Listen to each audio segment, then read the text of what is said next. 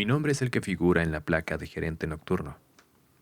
Pero aquí, en el hotel donde trabajo, todos somos simples cancerberos de pasillos mal iluminados y habitaciones que han visto más desesperación que un confesionario. Este no es un hotel de destino. Es una parada obligatoria para almas en fuga, para secretos que necesitan una noche de oscuridad. El neón parpadeante de nuestro letrero es simplemente un faro para los descarriados. Hace unos meses, comenzamos a tener un tipo de huésped recurrente. Aunque nunca era la misma persona, eran individuos, a veces parejas, que llegaban con una característica en común, una especie de brillo en la mirada, una energía nerviosa, casi eléctrica. Hablaban rápido, pagaban en efectivo, siempre pedían la habitación 7. Si estaba ocupada, me esperaban. No importaba la hora. Habitación 7.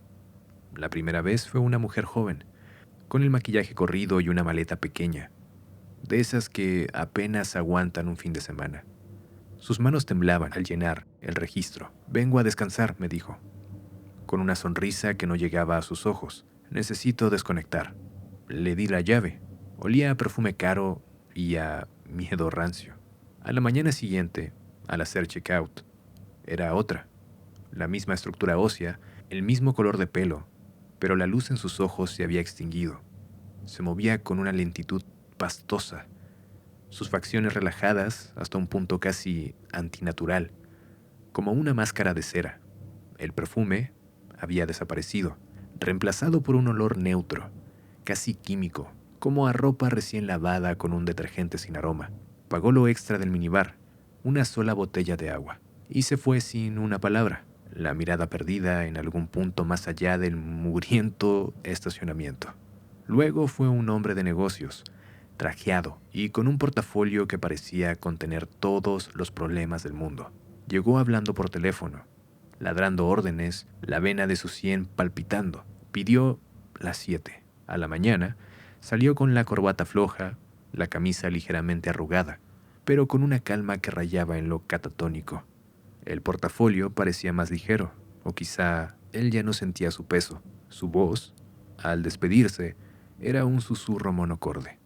Y así, uno tras otro, la pareja que llegó discutiendo a gritos, con los rostros encendidos por la furia, salió a la mañana siguiente tomados de la mano, silenciosos, sus caras lisas, vacías de toda emoción, como si se les hubiesen borrado los recuerdos de la pelea y, de paso, cualquier otra cosa.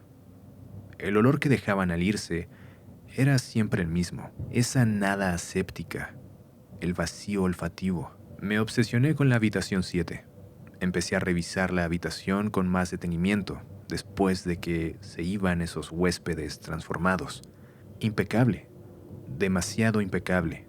Ni un cabello, ni una huella dactilar fuera de lugar, ni una mota de polvo donde no debía. La cama perfectamente hecha, como si nadie hubiera dormido en ella, solo con esa leve depresión donde un cuerpo había reposado.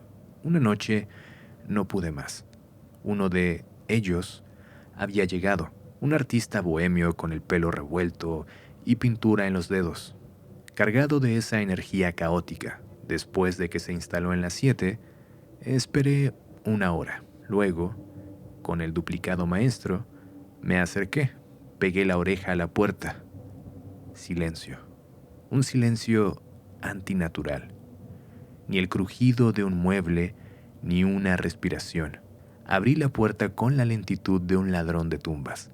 La habitación estaba en penumbra, solo la luz del baño encendida, proyectando una franja pálida sobre la alfombra raída.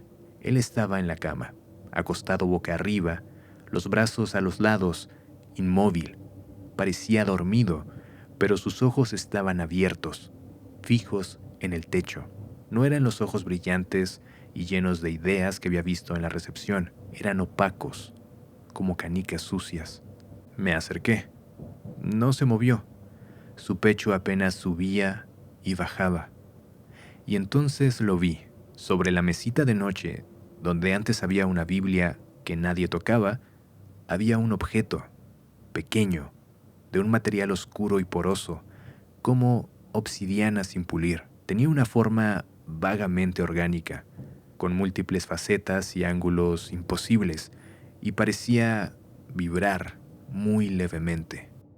Y de él emanaba ese olor a nada, pero concentrado, intenso, como si estuviera succionando todos los demás aromas, toda la esencia de la habitación, del hombre en la cama. El artista giró la cabeza lentamente hacia mí. Una sonrisa vacía se dibujó en sus labios. No había reconocimiento en su mirada, solo una calma aterradora. Ya casi, susurró, su voz sin inflexión. ¿Quiere probar? Salí de allí como alma que lleva el diablo. Cerré la puerta y corrí a la recepción con el corazón desbocado. A la mañana siguiente, el artista hizo check-out, sereno, vacío. Dejó sobre el mostrador, junto al pago, una pequeña esquirla de ese material oscuro, como una propina.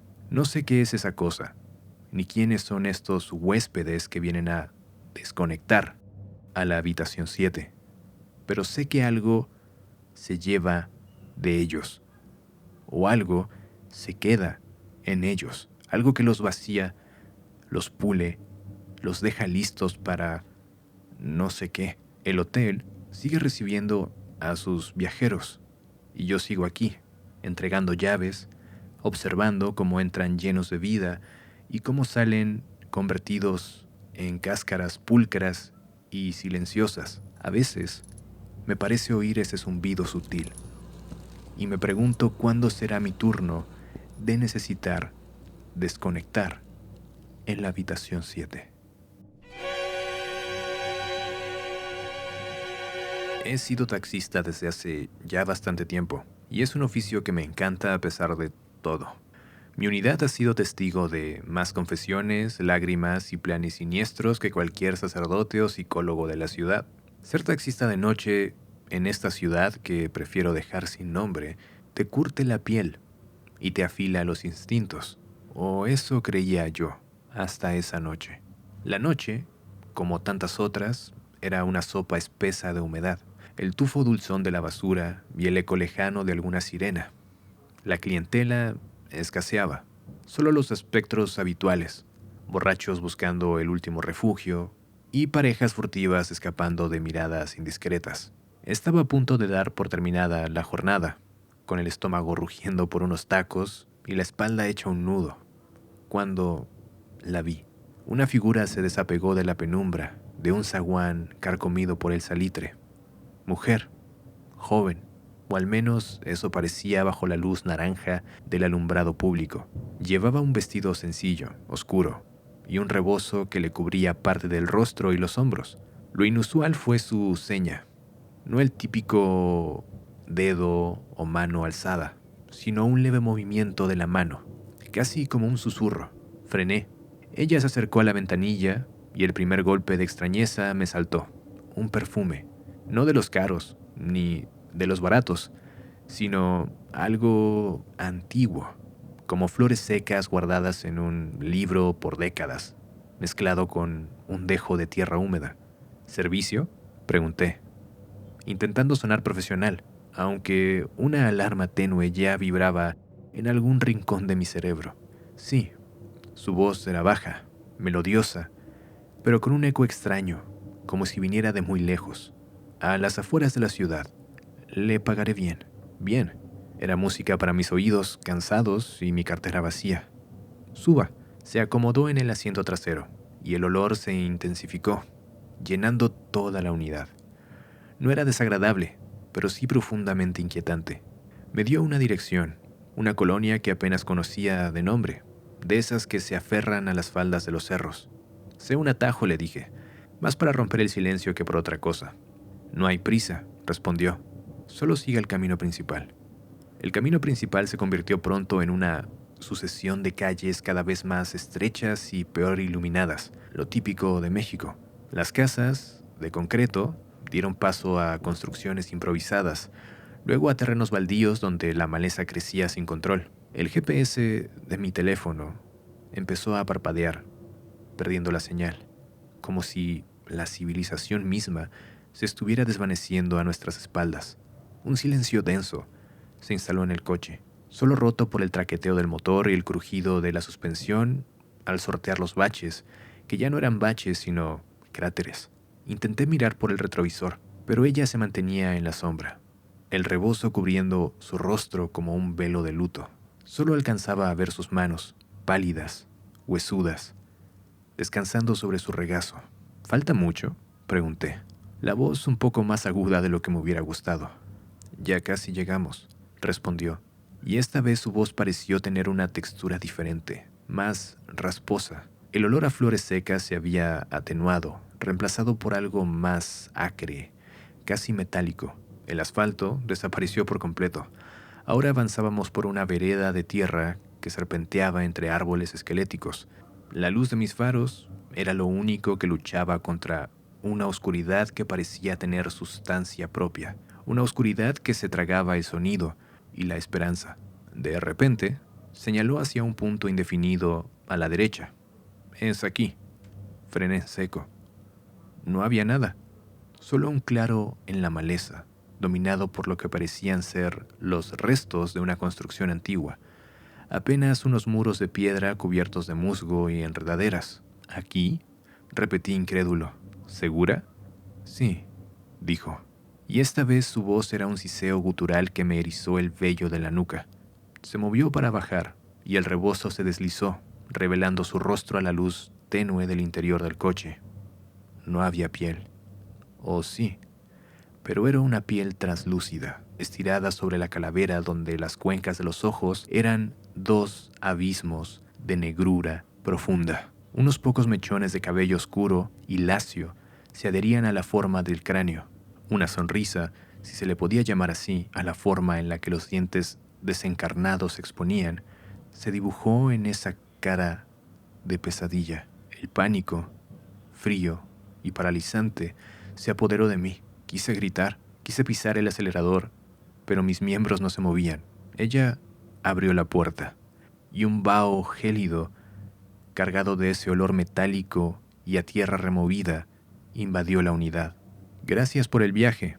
La tarifa». Extendió una mano huesuda, y sobre su palma había un puñado de monedas. No eran pesos, eran piezas antiguas oxidadas con grabados que no reconocía. Una de ellas tenía la forma de un ojo abierto. No sé cómo, pero mis dedos se movieron y tomaron esas monedas malditas. El contacto con su hueso frío fue como una descarga. Tan pronto como las tuve en mi mano, ella se deslizó fuera del coche y se perdió entre las ruinas, como si la oscuridad se lo hubiera tragado. Arranqué el coche con un rugido y sin mirar atrás, conduje como loco, sin importarme en los baches ni las ramas que arañaban la pintura. Llegué a mi casa temblando, bañado en sudor frío. Tiré las monedas a un rincón. Al día siguiente, intenté encontrar el lugar en el mapa. No existía. Pregunté a colegas más viejos. Nadie conocía una colonia con ese nombre, ni ruinas en esa dirección. A veces, cuando estoy solo en el coche por la noche, siento ese frío repentino. Y el olor. Una leve fragancia a flores muertas y metal oxidado. Mi fiel unidad ya no se siente igual. A veces al limpiarla, encuentro pequeños trozos de tierra oscura en la alfombrilla trasera, tierra que no es de ningún lugar que yo conozca, y esas monedas siguen en ese rincón, observándome con su ojo grabado. Sé que tomé un viaje que no debía, un pasaje a un lugar que no figura en ningún mapa, llevando a una pasajera que ya había completado su último viaje hacía mucho tiempo. Soy el despachador, el que te sonríe con los dientes cansados mientras el contador de la bomba sube, el que te ofrece limpiar el parabrisas aunque sepas que solo busco la propina. Pero, de noche, esa sonrisa se congela. Se vuelve una máscara para ocultar el nudo en el estómago que se forma con cada par de faros que rompen la oscuridad del horizonte. Hace unos meses empezó. Un coche destartalado, siempre el mismo modelo viejo, un suru color rata, con los vidrios tan opacos que parecían pintados de negro por dentro. Llegaba siempre entre las 3 y las 3:30 de la madrugada, como reloj. Nunca bajaba nadie más que el conductor, un tipo alto, demacrado, con una gorra calada hasta las cejas y unos ojos unos ojos que parecían no ver o ver demasiado. La primera vez me pidió premium lleno. Su voz era un susurro rasposo, como si tuviera la garganta llena de arena o algo peor. Le pregunté si quería que revisara el aceite. Lo de siempre. Solo negó con la cabeza, un movimiento lento, casi imperceptible. Cuando terminé, me extendió un fajo de billetes viejos, arrugados, con un olor peculiar, como a tierra húmeda y algo dulzón. Conté el dinero, exacto, ni un peso más, ni un peso menos. Se fue sin decir palabra. La segunda vez, una semana después, misma hora, mismo coche, mismo tipo, mismo pedido, mismo olor. Empecé a fijarme más. Las manos que me daban el dinero eran pálidas, con las uñas largas y sucias, como si hubiera estado escarbando. Y el olor. Esta vez lo identifiqué mejor. Era el olor de la carne que empieza a descomponerse, pero mezclado con ese dulzor químico como de formol barato. Tragué saliva y me concentré en la bomba. Las visitas se hicieron regulares, martes y viernes, siempre. Don Memo, el dueño, un viejo gordo y bonachón que solo venía de día, me dijo que no me preocupara. Mientras paguen, hijo, que venga hasta el diablo. No sabía lo cerca que estaba de la verdad. Una noche, mientras llenaba el tanque, se me cayó la pistola de la manguera. Hizo un ruido sordo al golpear el cemento. Me agaché a recogerla y, por un instante, mi mirada se desvió hacia el interior del coche, a través del pequeño espacio que dejaba la puerta mal cerrada del conductor. Lo que vi me heló la sangre. En el asiento trasero, apenas distinguibles en la penumbra, había bultos, formas cubiertas con sábanas sucias, del tamaño de cuerpos humanos. Uno de ellos se movió ligeramente, no un movimiento voluntario, sino como cuando algo dentro de un saco se asienta. Me levanté de un salto, el corazón martilleándome en el pecho como un pistón desbocado. El conductor no se inmutó. Sus ojos vacíos seguían fijos al frente. Pagué, o mejor dicho, me pagó con esos billetes nauseabundos y se largó. Esa noche no dormí. Las imágenes de esos bultos se repetían en mi cabeza una y otra vez.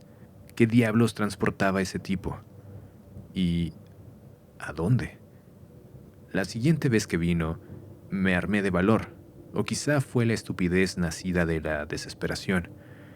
Mientras la gasolina fluía, con la excusa de limpiar el parabrisas trasero, intenté ver mejor.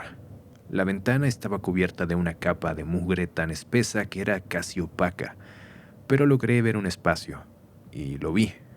Una mano pálida, casi azulada, con los dedos agarrotados, sobresalía de una de esas sábanas. No había duda. Eran cadáveres. Sentí que el estómago se me subía a la garganta. Un sudor frío me recorrió la espalda. El conductor, como si sintiera mi miedo, giró la cabeza lentamente hacia mí. Por primera vez vi sus ojos con claridad bajo la sombra de la gorra. No eran ojos, eran cuencas vacías, oscuras, como pozos sin fondo, y de ellas emanaba ese mismo olor, pútrido y dulzón, pero multiplicado por 1000. Una sonrisa fina, casi imperceptible, se dibujó en sus labios agrietados. Era una sonrisa que no prometía nada bueno. Una sonrisa que conocía secretos que ningún hombre debía conocer. No dije nada. Terminé de despachar, tomé el dinero con las manos temblorosas y vi cómo se alejaba. Susuru se perdió en la inmensidad de la carretera, como una cucaracha huyendo hacia las sombras. A la mañana siguiente renuncié. Don Memo intentó convencerme, ofreciéndome pagarme más. Le dije que había encontrado otro trabajo. Una mentira piadosa. No podía decirle la verdad. No me creería. O peor, sí lo haría. Ahora trabajo de día en una tienda en un pueblito cercano. Un trabajo aburrido, monótono. Pero cada vez que veo un suro viejo, siento un escalofrío. Y a veces, por las noches, cuando el viento sopla de cierta manera, creo percibir ese olor a tierra, a carne descompuesta y a químicos. No sé qué hacía ese hombre, ni para quién trabajaba. No sé si eran víctimas de algún cartel o algo mucho más antiguo y siniestro que se alimenta en las carreteras olvidadas de este país. Solo sé que esa gasolinera no es solo un punto de repostaje para los vivos. Es una parada en el camino para los que acarrean la muerte. Y yo, por un tiempo, fui el encargado de llenarles el tanque para su último viaje. La campana sobre la puerta. Ese tintineo metálico es la banda sonora de mis días y a veces de mis noches. Cada cliente una nota, algunos desafinados, otros predecibles. Trabajo en abarrotes La Esperanza, aunque la esperanza es lo primero que se pierde cuando llevas suficientes años limpiando el polvo de las latas de sardinas y escuchando las mismas quejas sobre el precio del huevo. Es la típica tiendita de la esquina, un microcosmos de la vida del barrio. La señora que compra un kilo de azúcar y te cuenta de sus achaques, el niño con monedas contadas para un refresco, el borracho matutino buscando una cerveza para curársela, un ecosistema familiar, casi reconfortante en su monotonía. Casi. Hace cosa de un año, el equilibrio se rompió, no con un estruendo, sino con un susurro, con la llegada de él. Le llamo el coleccionista, aunque nunca supe qué coleccionaba realmente, aparte de mi creciente inquietud. Aparecía siempre al caer la tarde, justo cuando el sol se rendía y las sombras comenzaban a reclamar los rincones de la tienda. Un hombre de edad indefinida, ni joven ni viejo, con una palidez que la luz amarillenta de los focos solo acentuaba. Vestía siempre igual, un traje oscuro, impecable, pero de un corte anticuado, como sacado de un ropero olvidado por décadas, o de la paca. Su primera compra fue extraña. Pidió una barra de jabonzote, un paquete de veladoras blancas y una botella de agua sin gas. Pagó con un billete de 500 pesos, tan nuevo y tieso que parecía recién imprimido. Casi parecía falso. No dijo nada más que lo necesario. Su voz baja, monótona, sin inflexiones.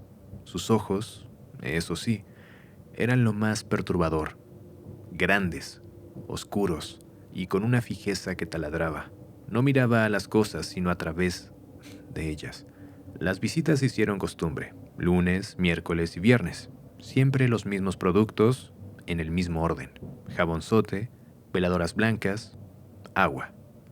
Siempre pagaba con esos billetes impecables. Empecé a fijarme en los detalles. Estos pequeños anzuelos que se clavan en la mente y tiran de la cordura.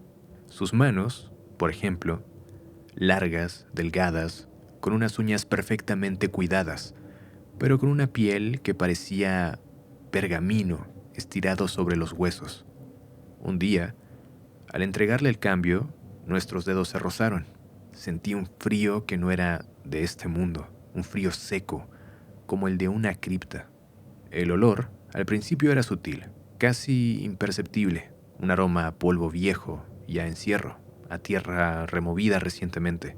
Con cada visita, se volvía un poco más intenso, impregnado en el aire, a su alrededor, como un aura invisible.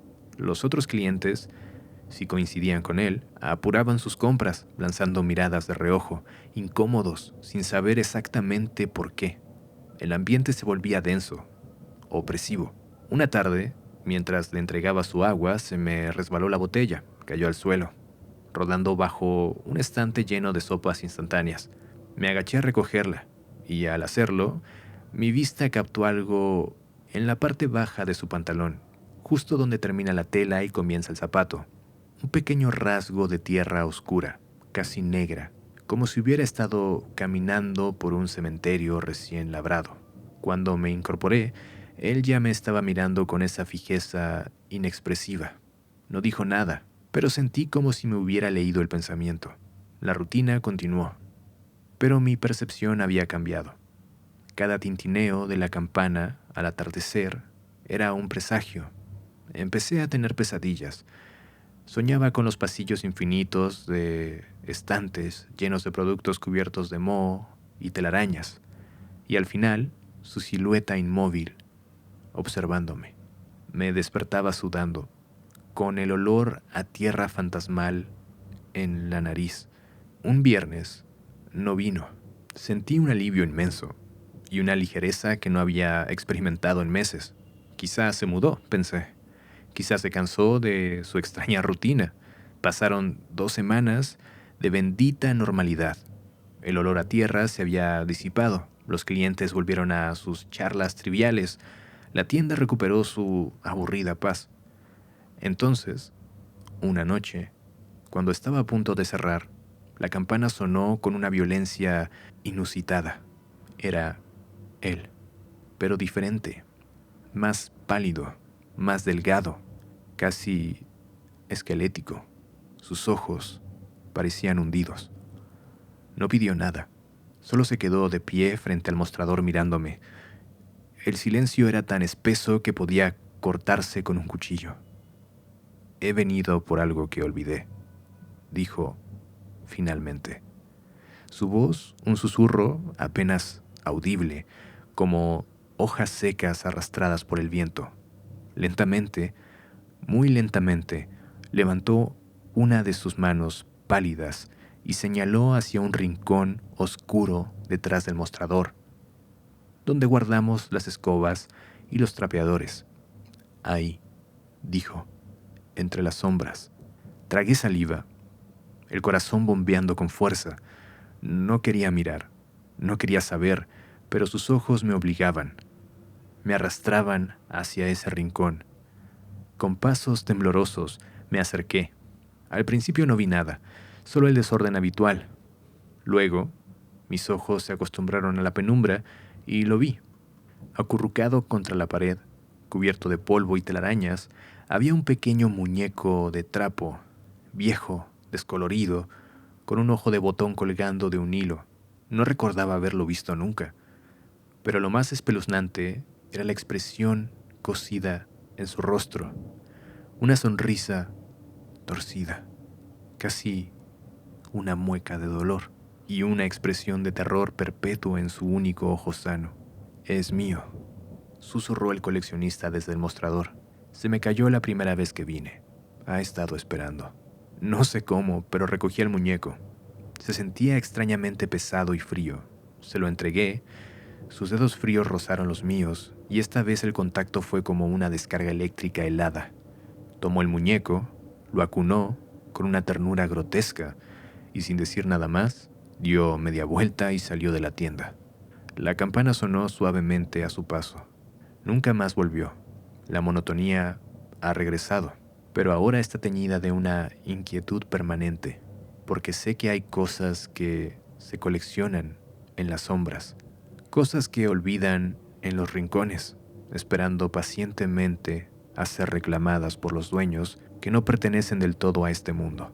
Y mi pequeña tienda de abarrotes, con su campana y sus estantes, fue, por un tiempo, el escenario de una de esas transiciones silenciosas y terribles.